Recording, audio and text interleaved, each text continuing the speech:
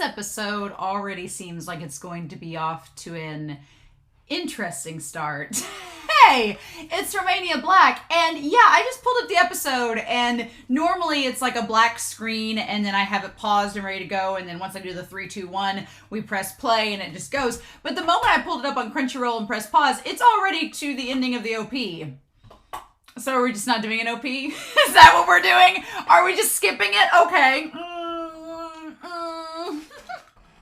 Because it is the penultimate episode, y'all, for season 4, and I'm really excited because the season's been amazing. I'm a little bit nervous because I've had several people, everybody's been really good about not spoiling, which I'm very happy, but I know enough based on the context of people just being like, oh, that some people were worried.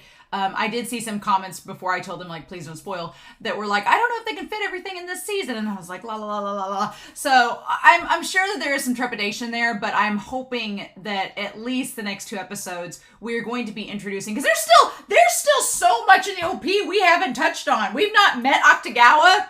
It's got only 2 episodes left. We had that confrontation between the leader of the hunting dogs, Akutagawa and Atsushi. Haven't set that up whatsoever. We have the red coffin. Haven't addressed that. We have the guy with the long hair that's next to Nikolai. Haven't addressed that. We have the founder, supposedly, that's over everybody, including Fyodor. Haven't addressed him. So we've got lots of stuff that hasn't even been touched upon, and we have 2 episodes to do it. So yeah, I'm sure that we're going to touch base on them, but I don't think we're going to have a proper resolution to everything in 2 episodes. I just don't. Now, some people are saying that maybe we'll get a season 4 part 2 later in the fall. That would be awesome. But honestly, after talking in the Discord, there's so much left that I can do in the meantime. I've got Bungo Stray Dogs audio dramas, I've got character songs, I have the 55 Minutes light novel, I have the Untold Origins light novel, we have Beast!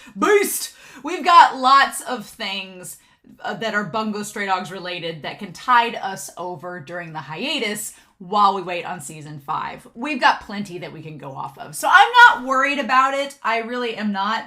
I have faith that Bones knows what they're doing, and they're going to treat it with some dignity. So we're going to hope so anyway, right? Right? So I do have several comments before we start with this episode. Dana, I'm going to kind of bookend with your comments, because I had Dana commenting back a few episodes ago saying that Mushitaro, that we were talking about this on Discord, Mushitaro pretending that they had a stomach ache is some really dark humor on Bungo Stray Dogs' part back in episode 11, because basically that means that they're referring to like how their friend Yokomiko died of stomach cancer, and I'm like, oh my god, that's dark. I was like, what?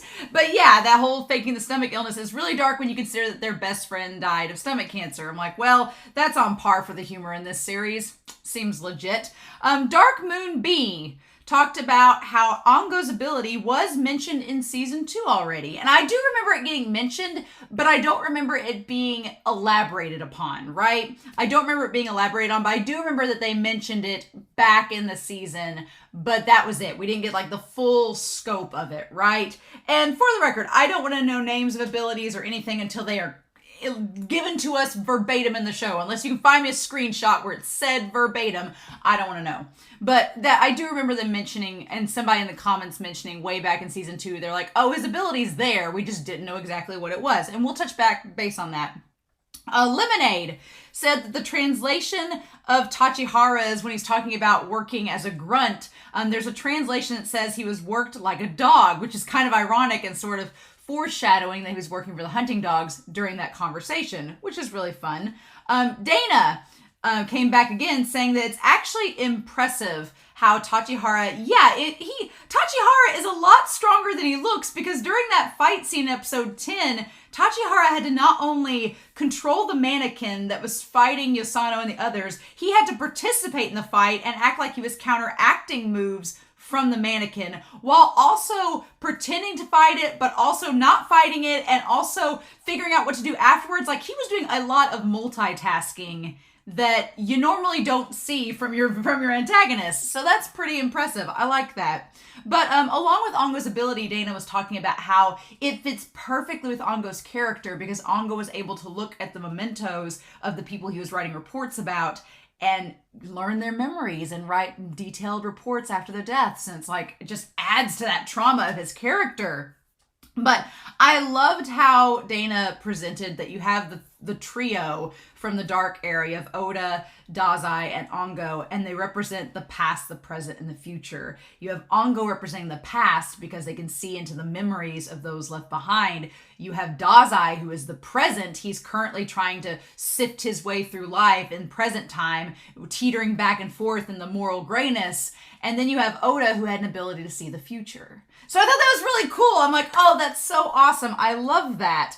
And then Dana also says that there was a little bit of tweaking in the timeline. I think I might have been a bit off in episode 10 and episode 11. So the tweaking is that Ongo joined the Port Mafia during the time of the Dark Era, and then he was actually, sent to the Port Mafia by the Special Division. He was only in the 7th Agency for the one time to get Dazai's past crimes erased, and then he went back to the Special Division. And when he left the Port Mafia, Tachihara took his place from the hunting dogs. So that all makes much more sense now. So thank you for that clarification. And then finally, the German words that Mushitaro used when he's babbling in German at the beginning of the last episode actually translates to, I won't trouble at the seal on that blade. I won't tremble at the seal on that blade, which is a line from Mushitaro's novel Black Hall Death Murders. And then Kabbalah, that he talks about in the same episode, is a type of esoteric Jewish mysticism that is based on astrology, which ties into his character because Mushitaro's into the occult. All makes sense. I love little tiny crumbs like that tie to his character and his actual author, but they're just thrown in there, and whether you get them or not is up to the audience. But that's really fun. I like that a lot. But yeah, a little wary about this episode starting at the end of the OP. Clearly we have no time to waste, so I guess that's how it'll be, huh? So before we get started real quick, I want to give a special shout out to Patreon. Thank you all so much. Thank you to the patrons that even if you're just on the Discord doing polls, whether you're seeing episodes a week early and doing all of that, or whether you're part of the philanthropy tier, which just support me in being a nerd and talking about these shows and fangirling like you do.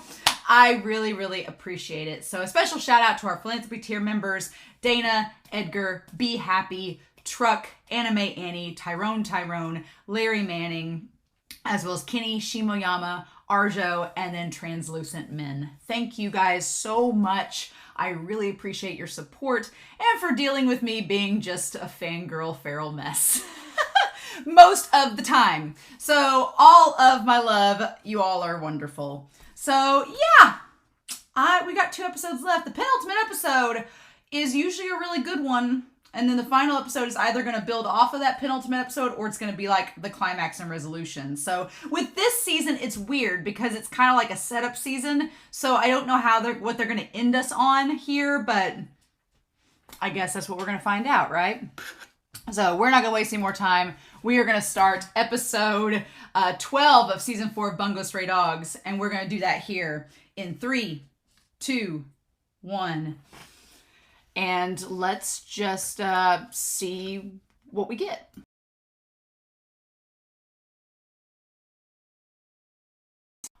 Okay, before we start, I'm going to say one big thing because I'm just going to throw this out there. I've watched enough anime that has been adapted from a manga to sense some things sometimes. And the pacing of season 4 of Bungo Stray Dogs has been amazing up until this point. And I really enjoyed this episode. It was fun.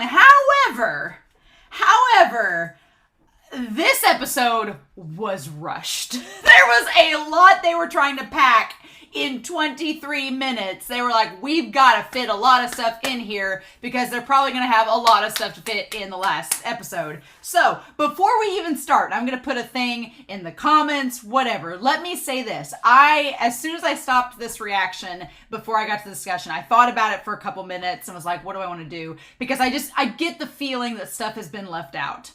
and has been skipped over or rushed. I have that, my spider sense is tingling. Here's what we're going to do.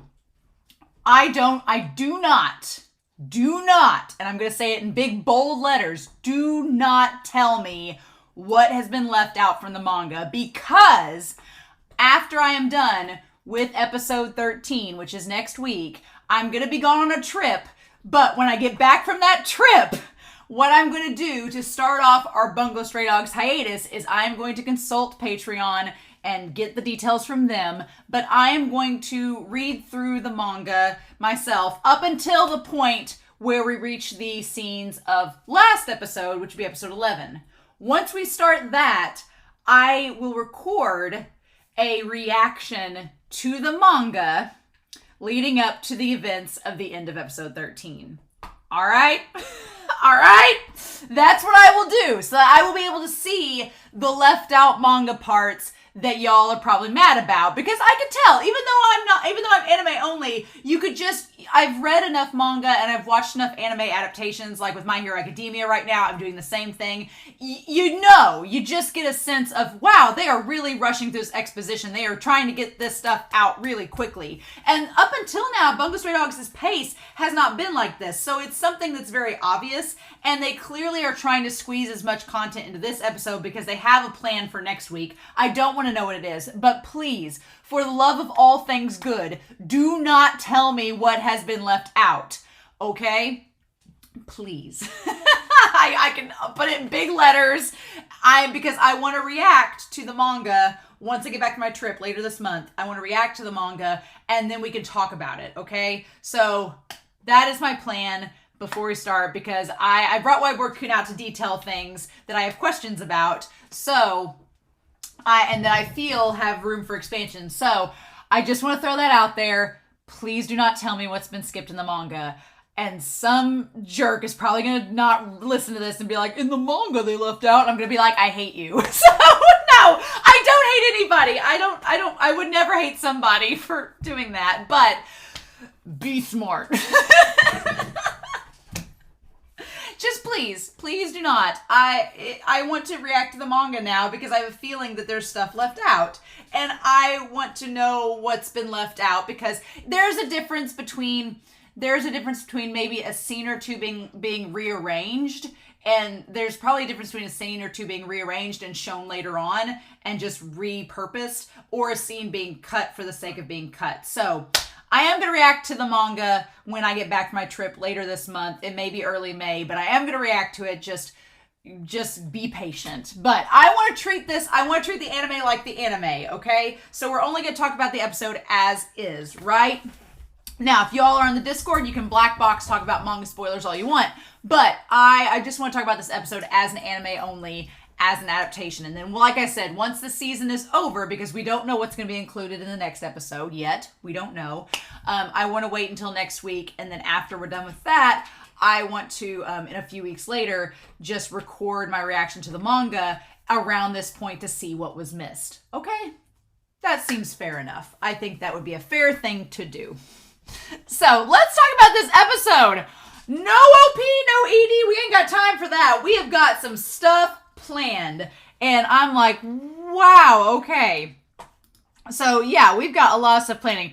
I like that Tachihara has this motorcycle, like the Port Mafia motor. Like, he comes in like all like a badass and is just like, I got my motorcycle, and you know, he's got Steppenwolf playing at high speeds, and then he takes the bandage off. He takes the Port Mafia bandage off. Yeah, taking it off for today.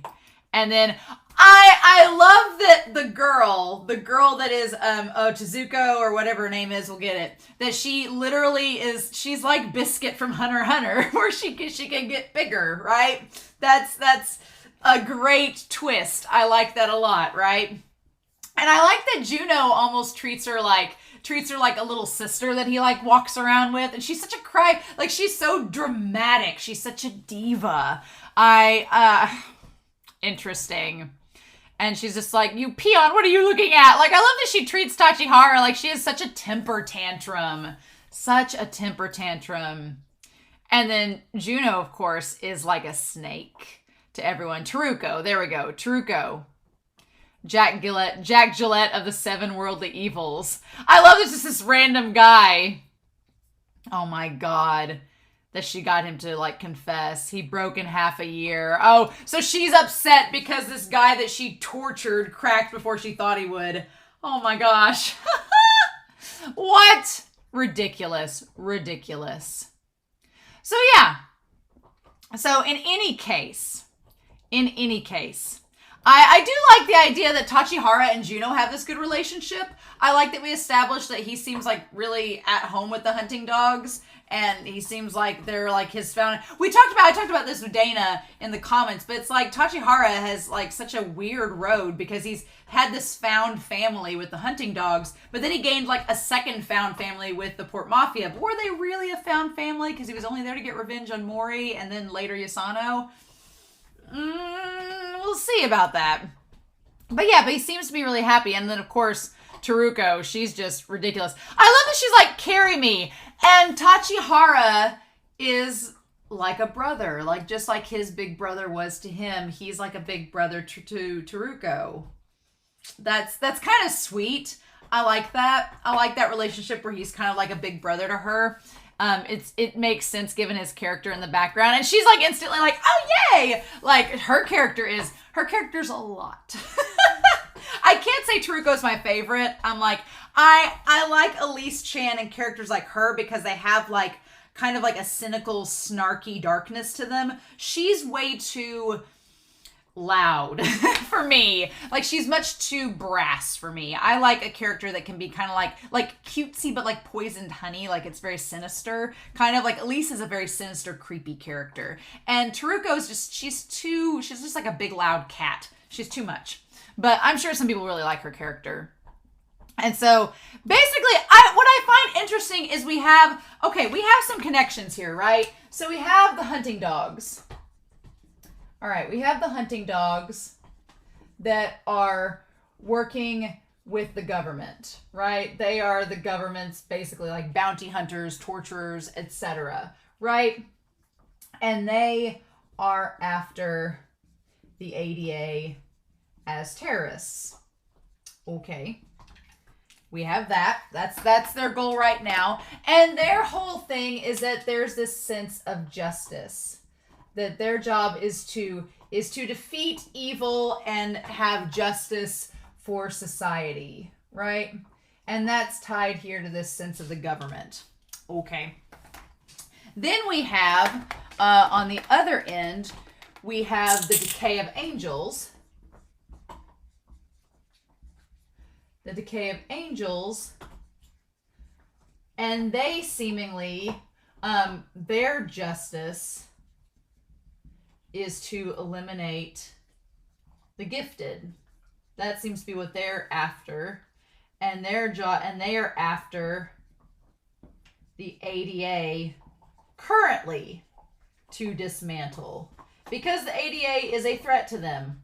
So they want to dismantle them. But I feel like afterwards, see, the funny thing is the decay of angels is not directly employing the hunting dogs. They're just working kind of in conjunction with the hunting dogs. And essentially they are using the hunting dogs to help get rid of the ADA as well. It's like we're trying to just get two birds with one stone. But the thing about it is, will they go after the guild after they're done with the ADA? Will they go after the hunting dogs? The moment that Sigma is told to like get rid of them or thinks about it, it's like, okay, well, they're just going to get rid of anybody that's gifted. That gets in their way, right? It doesn't have to be just the ADA. And then we have the Port Mafia. The Port Mafia, and their whole thing is just there's the deal with Fukuzawa to protect the ADA because it's tied to the city's protection, like what we've done in seasons 2 and seasons 3. And I'm sure that they realize as well, that Fukuzawa and Mori have both realized that the Port Mafia is also going to be a target after the ADA is established. I mean, the hunting dogs, are just after terrorists. They don't know about the Decay of Angels' ultimate plan using the page of the book and doing the terrorism and all of that. These guys have already kind of figured it out, right? The ADA and the Port Mafia have figured it out, but the hunting dogs have not. So it would make sense at this point for the ADA, let me get them in on this, it would make sense for the ADA then to want to get the hunting dogs on their side. Hint the Bungo hound dogs. Like we're trying to merge these two things and be like, oh hey, hunting dogs. We know that you think we're the terrorists, but what if it's been this other group the whole time? Shouldn't you go after them instead and we can prove our innocence, right? So there's all of that is going on. So I find it interesting, though, that in this episode, like when Tachihara and Taruko are giving the rundown to Juno, and then Tencho is just over here doing like shirtless push-ups, because why not? What's interesting is that the table that they have has a cross on it in red, and the Decay of Angels, the coffin that is over by Sigma and Nikolai, has a cross on it and it's red. So it's like there's a connection there, but we don't really know what the connection is. So that's interesting. So, okay, given a timeline, we get a timeline throughout this episode. I'm going to pull it up here. But the timeline that we have is that 8 days ago was the Sky Casino, and we assumed that the page was initially used. And then 4 days later, 4 days prior, okay, 4 days ago. So yeah, 4 days later was the whole hostage situation with Nikolai. And then this is 2 days ago at Sushi and Ongo, Mushitaro, and Lucy and Kyoka met. Okay, so we got a timeline going on here, right? It's been 4 days since this started. We're gonna need to flip whiteboard Kun over or erase some of this later to just figure out where the hell everybody is. Still, right? And figure out what the hell's going on. So yeah, so there's been a timeline established here. Following the hostage crisis, they've basically disappeared and they don't know exactly. And so they broke into the bank. Well, the bank thing was a whole deal. The bank thing was to get Mushitaro, was to break him out. So it wasn't really raiding a bank, it was getting him out. But the hunting dogs, they think that the ADA has raided a bank, like to steal it. But the reality is it was to get old Mushitaro out. But they don't know that. So it's just more miscommunication, right? It's just further miscommunication. And I love that Juno is like, Jono, he's like, no training in the middle of a meeting. And Tencho's like, you're a perfect weight. I'm like, I very much ship Jono and Tencho. I very much ship those two, especially after the whole coffee scene, because they're quite opposites, the two of them. But they don't have any further sightings at this moment. And so Taruko says that, well, if a criminal's on the run, that means that they found a base and a command post. They figured some things out. So we can kind of follow the trail of how criminals normally act, and that'll give us an idea of what's happening. So they tie this whole thing with the Sky Casino. They tie it in with the terrorist attack that is supposed to take place. Like, the terrorist attack is supposed to take place before they can write in the other page of the book. And that is supposed to happen, like, what'd they say? What did they say? It was like a week from now. So we've got like maybe 5 days left, or maybe not even that. I don't feel like we have that many days left. I feel like it's coming up really soon. And so they got to put things into action. But okay, so here's some things about things that I think the manga has missed out. I think that there is maybe more planning with the Sky Casino or info about it, because we just literally, it's there. It's like, oh, by the way, here's a Sky Casino. And I'm like, where did that come from? Where has it been this whole time? Are we going to introduce it a little more? Okay, we're not. Cool, fine. But I think that in the manga, there's probably more to it than that. So maybe. We also don't really know where Mushitaro went during this time. So something's happened with him. I'm sure that we can find out if we see the manga. But whatever. But I do like the idea. I do think it's really cute. I don't ship Lucy and Atsushi. I really don't. But I will admit, I did kind of ship them in this moment where she's just really cute, being like, I'm just here to help. And Atsushi's like, oh, sorry to get you involved. And she's like, oh, it's fine. And then Ango has to be like, okay, kids. like y'all can flirt later and figure it out later. We got a lot of stuff to do, right? But I will admit that was really cute. And Kyoko's just over here like, honey, you are wasting your time. Atsushi is not going to get it. Right. So, yeah, that was funny all on its own. That was really cute. And Atsushi's just sad for getting her mixed up in this. I don't think we can repay. And she's like, I'm the one repaying an impossibly huge debt right now, aren't I? And that ties back to season 3 and season 2 with them helping her and giving her a place to belong. And I feel like there could have been more with that. But again, they crammed so much into this episode that it's like, okay. So yeah. And then Ango's like, okay, we need to get on with it. And so yeah, we have Anne's room and she says, I need to go to the airport bus stop and we're going up to the Sky Casino. But first, we've got to go into this lovely establishment where Fukazawa is being held prisoner. And the leader of the hunting dogs is trying to interrogate and strike a deal with him, being like, and the thing about it is that he tries to tell Fukazawa, the leader of the hunting dogs, is like, well, if you just turn yourselves in, it'll be the jurisdiction's, punishment. We won't be involved. I'm like, bullshit, you won't be involved. And they're going to kill him. So no, I don't think that was Fukazawa knows better, right? I love the idea that Fukazawa was trying to lure him into, like, cutting the chains. Like, I loved that. And the fact that they know each other, the fact that they have history together. I mean, Fukazawa likes cats, so his whole thing is like lion mirror dance, so maybe. I also love he has the bottle of sake that says Tyrant on it. And at one point he says, you know that you are ... and it ends with the Tyrant bottle.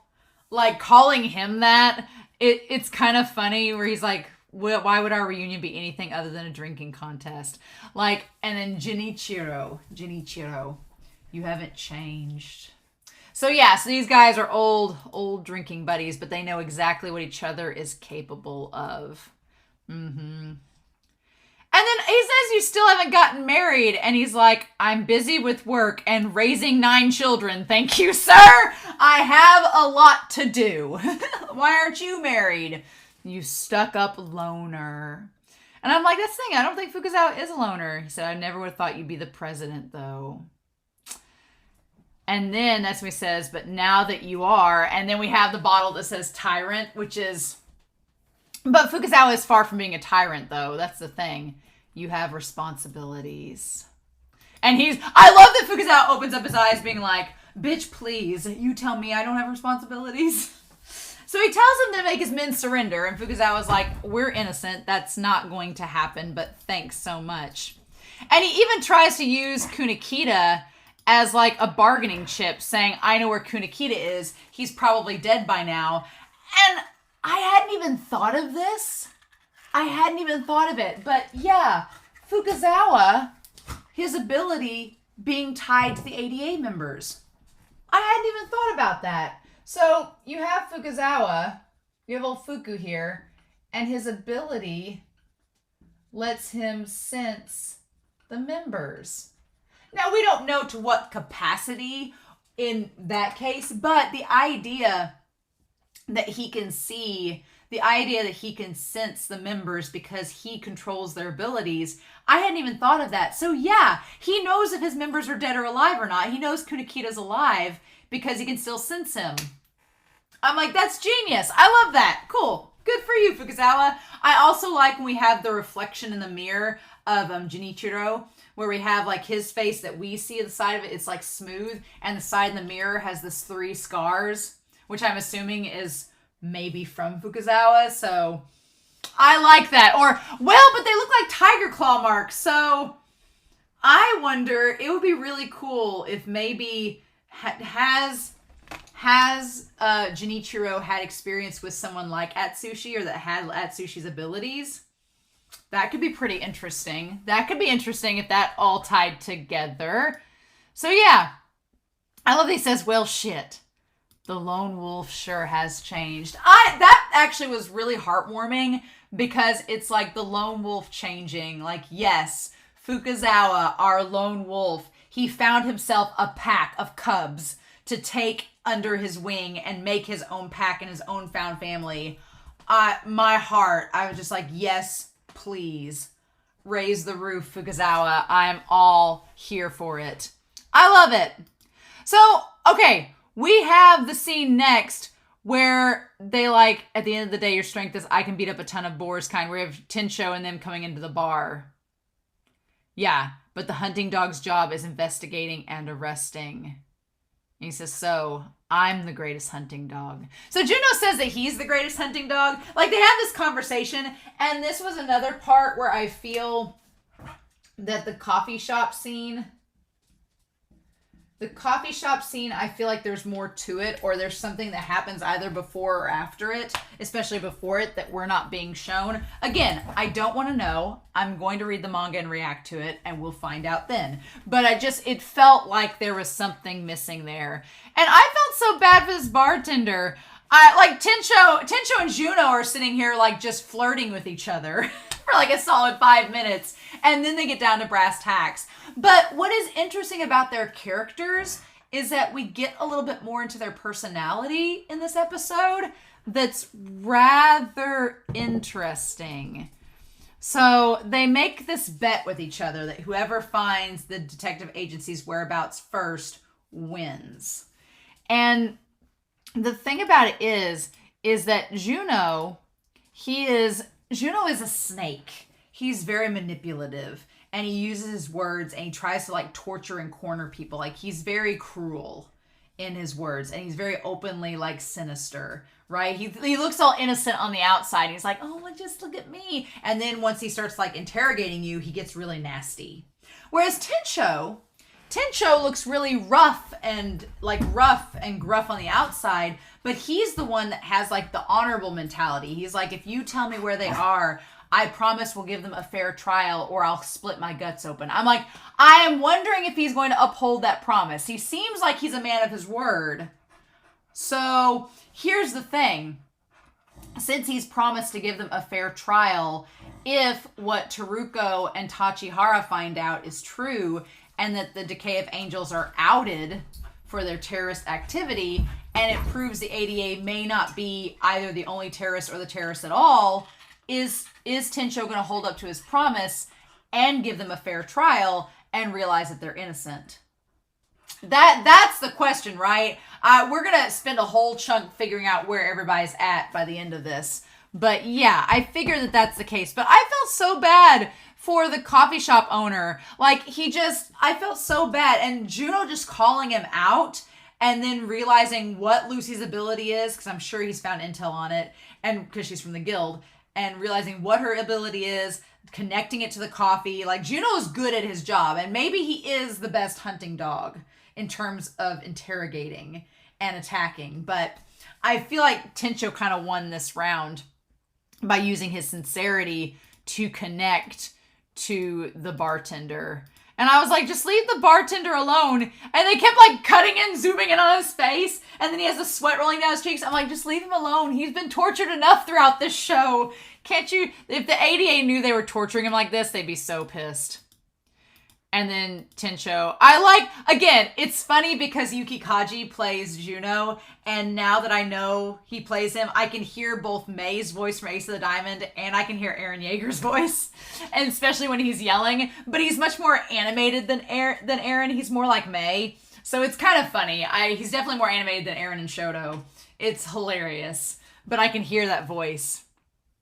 And Tincho says you had a bad habit of torturing people and making them squirm. And then I like that Juno's like, well, I never, and like turns his head, and that's when he makes the deal and like lays down his sword, right? He's very, very formal. Very formal. And the bartender just wants to save Lucy, but he also wants to help the ADA. He's like, I want to save Lucy and for her to have a future, but I also believe in the ADA. Like, bless his heart. And they're like, well, we'll give him a fair trial. I'm like, are you? Are you going to give them a fair trial? You say you are, Tincho, so what do we do? And so that's when he says she's gone to the Sky Casino. What? A ridiculous construction that just took place like 8 days ago. But they used the book. The page was used to give it a 13-year history. So lining it up with the Great War. And if the book says it happens, it happened. So it's implanted those memories into other people. So if Ongo used his ability, then he would be able, if Ongo used his ability, then he would be able to tap into those, to tap into the memories of that and see that it's been around for 13 years according to the page of the book. The page of the book is fascinating. It's just like, what the hell, man? But yeah, a ridiculous construction. So they sent Tachihara and Teruko to go to it. Most people believe that the civilian entertainment facility is just a front. Yes. And that was really built by the winners of the war for surveillance and intimidation. So they crafted this whole fake history about it that's not real at all. And people just come to it thinking that it's had this history that's an entire lie. It's kind of fascinating, right? But anyway, Sigma. Sigma. What? So I love his office. His office has like, again, the window makes the cross, right? We have the decay of angels. And he has water on either side, like a moat on either side of his office. It's kind of weird. But Sigma is a very interesting character. He is the polar opposite of Nikolai. And I did not think that was going to be the case because Nikolai, there's been like a kind of clown jester theme with all of them, like not Fyodor, but with Nikolai and Sigma, there seemed to be like a clown or jester theme because he has like the two-toned hair, has like the big puffy like outlandish outfits. It looks kind of like a he looks like a Seraph of the End character, basically, is what Sigma looks like. He looks like he's one step away from being a vampire. But it's fascinating because Nikolai was so outwardly flamboyant and crazy and all of these things. And Sigma does not come across like that at all. He's very, very straightforward and kind of like an everyman. He's mediocre, which is what Fyodor says about him. He's a normal dude. And that's kind of amazing that you have Sigma. I'll put Sigma here. That Sigma, he comes across as being this guy that like is on the up and up and he's memorized the name of all his clients and everything else. But really, he's just a normal guy that has worked his ass off memorizing.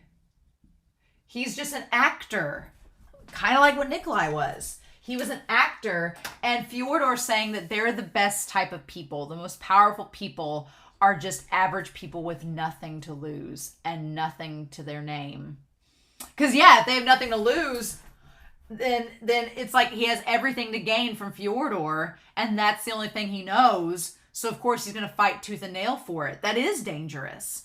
And it's kind of interesting because it takes like you have all these prodigies like Dazai and you have all these gifted individuals, but then you have Sigma whose ability is to, we'll go back to what his ability is, but he has just this pretty much like an ability to trade information. Kind of like Ongo. It's kind of like Ongo's ability, right? But he's just a mediocre guy. But so often the mediocre people are the ones that get the most power because they don't know any better and have nothing to lose. So they'll follow the right people, right? So it's interesting. So Lucy's in there, and the plan that they have is one that kind of makes sense right from the onset. It's like, well, why would Lucy lure them there? Well, if they're behind the terrorist plot and they're connected to the Decay of Angels, it makes perfect sense to lure the hunting dogs there and try to clear the ADA's name. They're trying to expose the Decay of Angels. Be like, look, hunting dogs, look at this really creepy cultish organization. They're the ones you should be looking at, not us. And that totally makes sense. But Sigma, I really like Sigma's character. He's very endearing. Like, he's very endearing. And I wasn't expecting that. The moment we saw him in the OP, I was like, oh, he's going to be... Fyodor has a type. At least physically. Because he reminds me of... He reminds me of the antagonist that was working with Fyodor during the cannibalism arc, who had the long hair. You all will be able to tell me in the comments who he was. I've already forgotten him because he was a pretty forgettable antagonist.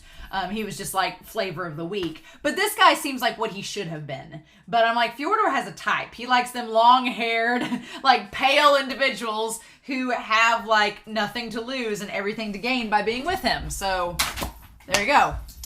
But yeah. They ask that he close the casino. He's like, oh, absolutely not. And so the thing about it is, you instantly know he's with the Decay of Angels, even without the OP, because they're using the anti-gifted weaponry, right? That says it causes loss of consciousness in 1 second and death in 10. Okay, cool. How'd you get a hold of this weaponry? How'd you get this? Where did you get it from? Who's developing this for you? I have questions. And who knows if we'll get answers now, but we might get them later. We'll see. But yeah, so he's like, Sigma tries to be very intimidating. And I like that they leave. They try to like intimidate him back, saying like, we're with the government. You have to do what we're going to say. And he's like, bitch, this ain't no government place. We're a floating island. We're just zooming around wherever we want to. We're not bound by anybody's jurisdiction. And they just were. And that's the thing too. Now it makes even more sense because it was just created. So if it had been around for 13 years, you would think that if it had been around for 13 years, some government agency would have tried to regulate it. But because it was just created, there's not been time to do that. They've given it a history based on the page in the book, but they didn't account for like something like that, something very technical. That makes a lot of sense. Okay. That makes more sense. And I like that Sigma tells them to leave. And then she like, I like that Taruko's like, what? Like, you're going to yell at me? And she like yells back. And of all times for Bungo Stray Dogs to get like, to decide to be humorous, it's Tachihara. Like 2 episodes ago, we were terrified of Tachihara like stabbing Gin in the stomach. And now he's getting like a funny face around Taruko. This series... It's just like, we're going to make every character have a funny moment, whether or not they're evil or whether or not. I mean, Fyodor, we should have known that the moment Fyodor and Dazai started having a comedy show hour, a variety hour. But it's amazing to me, right? And then Taruko's like, this area is secured. And then that's when the explosion happens to lure the hunting dogs away. Or, well, not even to lure the hunting dogs. The explosion happens by the ADA to get the hunting dogs to looking around the casino to hopefully figure out that it's a terrorist attack, right? And then Sigma, I love Sigma being like, what? Like his little cute face of being like, excuse me? The chibi faces on Sigma are actually adorable. I kind of like Sigma. Sigma and Mushitaro, like, where did they come from? It's great. And so, okay, so the hunting dogs did cause the explosion. And she's like, we're going to search the casino now that we've caused a distraction with the explosion. And Tachihara's like, what did I do to deserve this? I feel like there's so much in the Sky Casino part that has been condensed that I definitely want to react to the manga and see it all expanded. Most definitely. I feel like there's so much that I'm missing that I want to be able to react and talk with you all about. So don't worry. We will get to it. I will react to it. We'll do that in a couple weeks. Don't you worry. That'll be like when I get back from my trip, that's going to be like one of the first things I record. So, yep, you figure out where the agency is. So yeah, so Sigma gets everybody. Sigma looks like a Pokemon gym leader. He just sits there. He looks like Neo from Pokemon if he was like, it's his twin brother, right? He's got like the long pants and the jacket and stuff. He looks like he's about to throw out like, I don't know, a Gengar or something. And so he's like talking about all the clients and everything. And they're like so impressed by him that he has them all memorized. He's the perfect man for a casino. And then he's like, and he's just, he looks like a Pokemon gym leader, but acts like a Yu-Gi-Oh character. Like, he's just this perfect mix of, like, he seems innocent, but competent and dramatic. And then once the doors close and he starts throwing up, then you realize he's just winging it. He is just acting this whole time. And it's absolutely hilarious. I'm like, oh my God. Like, I didn't expect it at all. And so he talks about the ADA trying to lure the hunting dogs there to figure out what's going on with the casino. That they'll find out what it really is. That it's the base of operations for their terrorist attack, right? Like, it's all really good. Like, they use the coin. They got there ahead of time. Found one of the caches, probably using the eyes of God or whatnot, or they used demon snow. They got there, figured it out, like made it obvious.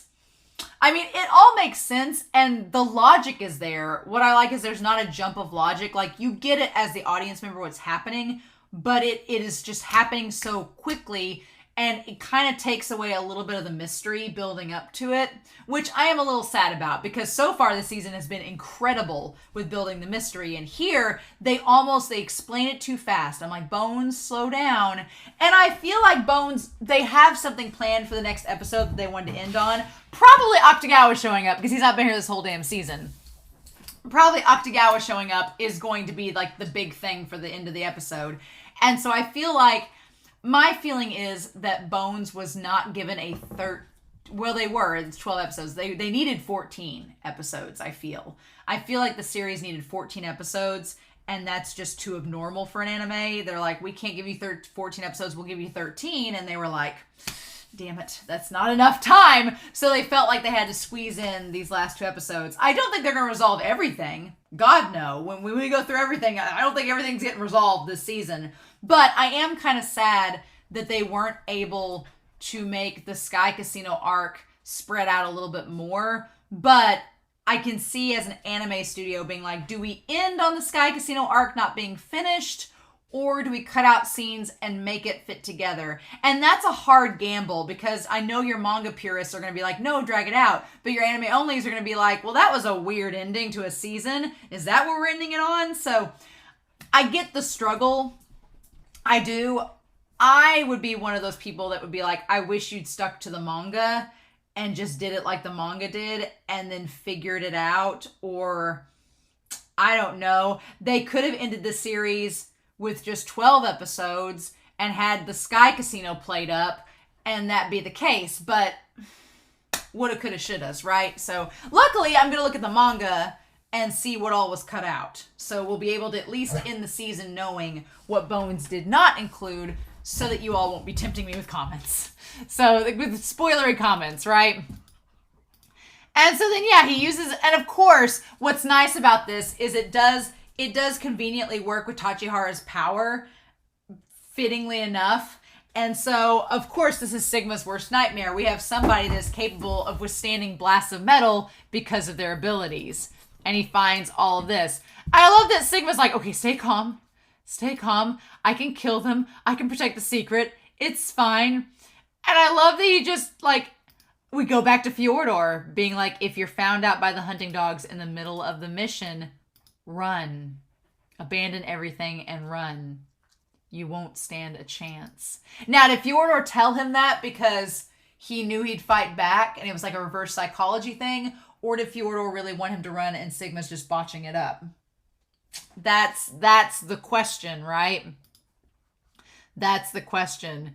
I just love how he's like, we have the coin and everything here, a network exchange and credit for money, international payment settlement, mechanism in financial markets as a system, cap orbital altitude, 24 flying buses, high frequency band. It's details of the coin bomb. Okay, peak pressure, impact speed, materials that's copper, aluminum, zinc, tin, mass of the coin, and the high explosives. So it has 100 milligrams to 600 milligrams. Okay, so yeah, so they go into the science of it. And then I love how Sigma's like, no! I love how he freaks out when Tachihara is not killed by it. He's like, it didn't finish him off. And then Fyodor saying, you won't stand a chance. Fyodor almost looks happy when he says that to him. He's like, you're not going to make it, Sigma. But Fjordar's kind of like messed up. So, yes, it makes sense why Fjordar would react that way. But it's kind of creepy, right? He's just like, you're not going to make it, dear. I'm like, oh my God, what the fudge? So, yeah, and then Sigma being like this superhuman organization. I'm the one with the least combat ability. Outside of the casino, I'm nothing. And so I love that image of him saying everybody's got it wrong. And we have the thing about Richard Lazarus and all of that. Adolf Getler. He's like, the client's profiles, I study them like crazy. Like showing that he is just a mediocre guy, just faking it till he makes it. But it's brilliant on Fjordar's part because he's like, this guy will dedicate himself to the casino and will do whatever needs to be done to protect it. So it's kind of like, when we first saw the Sky Casino, I kind of thought of Ace from back in season 3, the guy that Fjordar killed.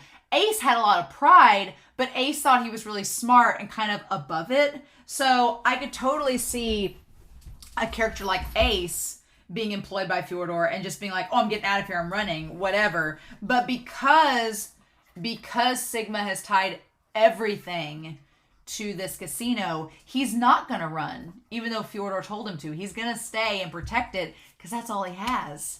And he's not proud. So it is kind of dangerous. Like, it's somebody that can be easily manipulated and used. And it reminds me of Hawthorne. Hawthorne was easily manipulated and used by Fjordar. Except Fjordar had to kind of like put some augmentation on him. It doesn't seem like that's the case with Sigma. Although the part that is kind of freaky is that Sigma's past has been erased. So I did wonder if maybe he has been augmented by Fjordar a little bit. Again, the manga may give us more information, so I don't want to know until we can find that out. But yeah, the unmanned aircraft just flying out of nowhere towards it. And then that's when Taruko, again, I feel like it's a little bit of a wasted opportunity because Taruko has a really cool ability. Like, she gets bigger, she hulks out. She gets like a Hulk and she gets super big to stop the plane. I feel like that part was a little bit rushed. They could have made that more epic, but there's too much still to happen. Like at this point, we're like 3/4 of the way through we're like 2/3 of the way through the episode. We still have so much left to go. So I like that we don't get her ability yet. We don't know the name of it yet. I'm sure we'll figure it out soon. But yeah, so it just makes her get super big and super strong, which makes sense why she was able to torture people. And I like that Tachihara says, well, damn, she becomes like an Amazon. She gets to be like this huge woman. But she ended up hurting herself when she stopped the plane, right? And they managed to push it back. And we don't even get to see like her full face when she's in like hulked out mode. We don't even get to see the full like display of it. She's kind of hidden from us and hidden from the camera. So again, I feel like it's a little rushed, but it's okay. We'll get to it in the manga, so don't you worry. We're gonna get to it. It's gonna be all right. But yeah, they figure out the strategy that they were gonna trade the coins around the world, and that everybody would have it, and the signal coming from the Sky Casino from this high altitude would spread out and fan out and cause the explosion, which would cause everything to be chaos. Gotcha. Makes perfect sense, right? Right. So yeah, I get that. Okay. And then from there, we have the hunting dogs are on the move. And they're like, what we're going to do is and I wondered throughout the episode, I was like, is Atsushi and Kyoka, if Sigma tries to kill the hunting dogs, are they going to help them in exchange for proving that they didn't actually do this, that it was the Decay of Angels? I think that's the main goal here, is that Sushi and Kyoka and Lucy are going to try to aid the hunting dogs, because Sigma doesn't know that they're there. Sigma does not know the hunting dogs are there, or that Atsushi and Kyoka and Lucy are there, I mean. So he doesn't realize that the ADA is on board the ship. We don't even know if he knows about the ADA. I'm sure he does, but we don't know for sure. And so Atsushi and them are going to try to help out the hunting dogs in exchange for them realizing that they're innocent. Now, whether it will work or not, I don't know. It seems like you have Tencho, who's sworn to give them a fair trial and to let Lucy off the hook. And then you have Juno, who seems like he really just wants to convict all of them and kill them all. Then you have Taruko, who probably wants to do the same. And Tachihara says he wants to get revenge, but And so we'll talk about how Octagawa and the chief Junichiro fits in all of this, but so yeah, that the plan makes sense. We'll prove we're not the terrorists. We will capture Sigma and find out where the page is. So Sigma apparently knows where the page is, supposedly. So it's all coming together, right? But I don't think it's all going to come perfectly together next episode. We'll talk about all the loose threads in this about the page. And so Sigma's freaking out. Okay, this is Dazai's plan. Makes sense. Great. I'm sure that we'll get more manga info about Dazai's plan when it comes to it. But yeah, I love Sigma freaking out. Sigma freaking out that he's like, us nothings have our own way of fighting. So Sigma establishes that he has spent all this time like proving himself as being this great leader, even though he's been faking it, to the people on the casino. And so that allows him to fight back using these words and manipulation. So, of course, right then we cut to Dazai and Fyodor having the conversation. Being like, why did you choose Sigma to protect the casino? And Sigma's like, and Fyodor's like, what are you talking about? He's like, I discovered something interesting when I looked up this Sigma man. He has no past. His life began when he was arrested by the European police 3 years ago. So this has been in the making. So Fyodor getting Sigma, that plan, that's interesting that plan has been in the works for at least 3 years, which is after the Dark Era and everything. So this has been like a long time coming, right? Which is kind of terrifying. He has the ability to trade with anyone he touches information each person wants the most. Which is an interesting ability. Like, so basically, if he touches you, he can give you the information that you want the most. Interesting. That's a very, very weird ability that's highly niche. And he says that is how he was able to steal the location from Chief Tanada. So the information Chief Tanada had wanted the most was where the page was, and that's how he was able to take it. Okay, that makes sense. So it's like any information you're trying to lock away, he can take. That's terrifying. It's kind of like on par with Ongo's ability, right? Interesting. And so he's like, but you only needed him for that instant, so why put him in charge of the Sky Casino? And Fyodor is seemingly a master of manipulating people and using them. Like, he used Hawthorne because Hawthorne wanted Margaret, and he was weak-minded, so he was able to manipulate him. He's been able to manipulate the man in the underground with the kids that he used to, like, do the grenade bomb against Kunikita back during the cannibalism arc. He's able to take people that are seemingly on the average or ordinary spectrum and exploit them and manipulate them very easily, right? Which is terrifying. Terrifying. It's like taking control of the rats. He's like, and Dazai's like, he doesn't seem like a terrorist. No, he seems like just a terrible actor. And I guess Mushitaro would kind of fall in line with that too, of him taking advantage of him because he was vulnerable in that moment. It said the Sky Casino was built following a secret meeting by the victors of the war 13 years ago, but no intelligence organization has information about it, right? Because the book can alter reality and change memories, but can it create all this evidence out of nowhere? I don't know. The Sky Casino wasn't built 13 years ago. It was built 8 days ago. And yeah, it emerged instantaneously, having been written on the page 8 days ago, along with 13 years worth of history. But I'll go back to my first question. And Fyodor's like, I picked Sigma because he's the most powerful of all. The most powerful person. He's like, who do you think the strongest in the world is? Do you think it's the gifted, the police? No, it's a man who has nothing else. He doesn't have a past. He has amnesia. So, okay, he has amnesia. So he can't remember anything. Interesting. But he's a man that has nothing to go back to, so he's easy.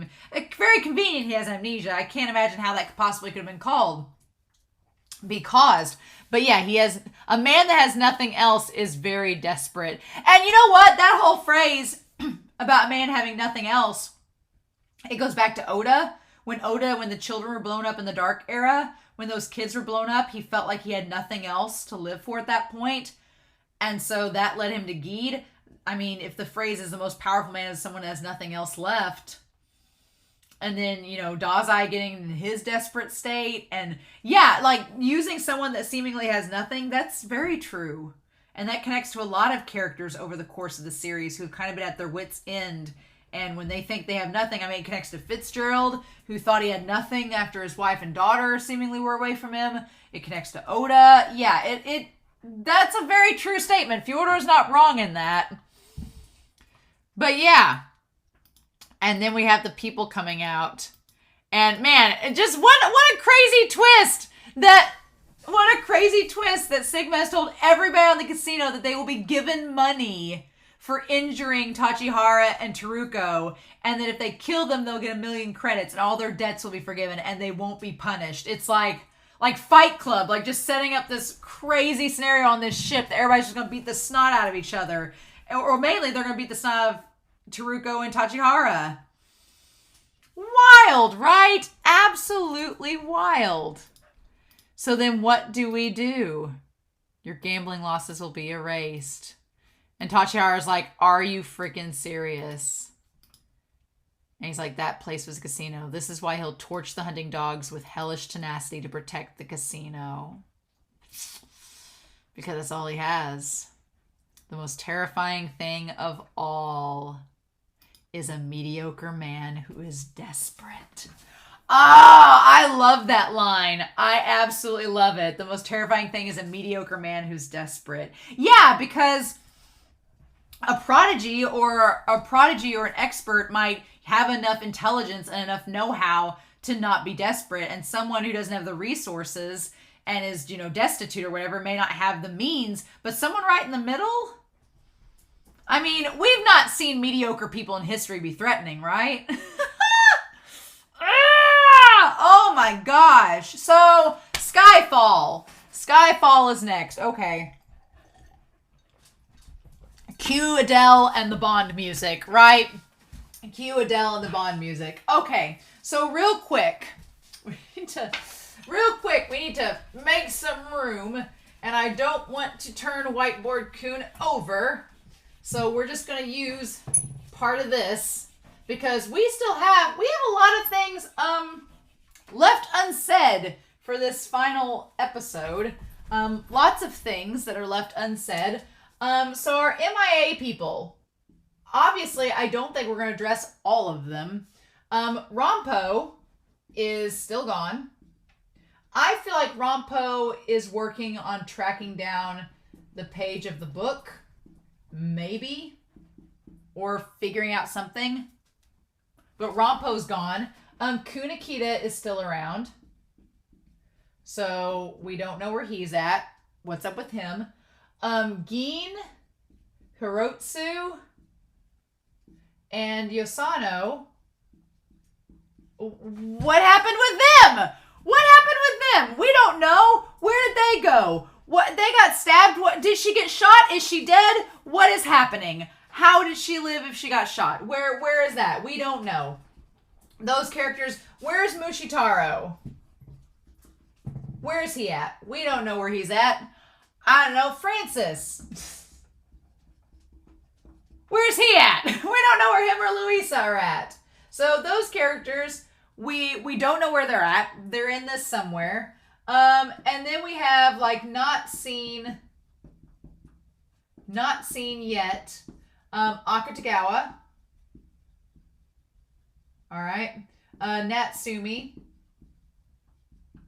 Futon Man, which I just will call Futon Man. Naomi. And the assistant. Oh my god, down here we also have Kenji. We also have Kenji and Tanizaki. And then the rest of the guild. Oh my god, there's so many characters. And then currently involved, Fyodor and Dazai. are off on their little corner and still having their date. And then we have Atsushi, Kyoka. Okay. Atsushi, Kyoka. Oh, also we have, Kyo. Right? She also has like Golden Snow, right? Or God. You all know who I'm talking about. We haven't seen her. Atsushi, Kyoka, and Lucy are together. And then Ongo, we've seen him. And then we have the hunting dogs.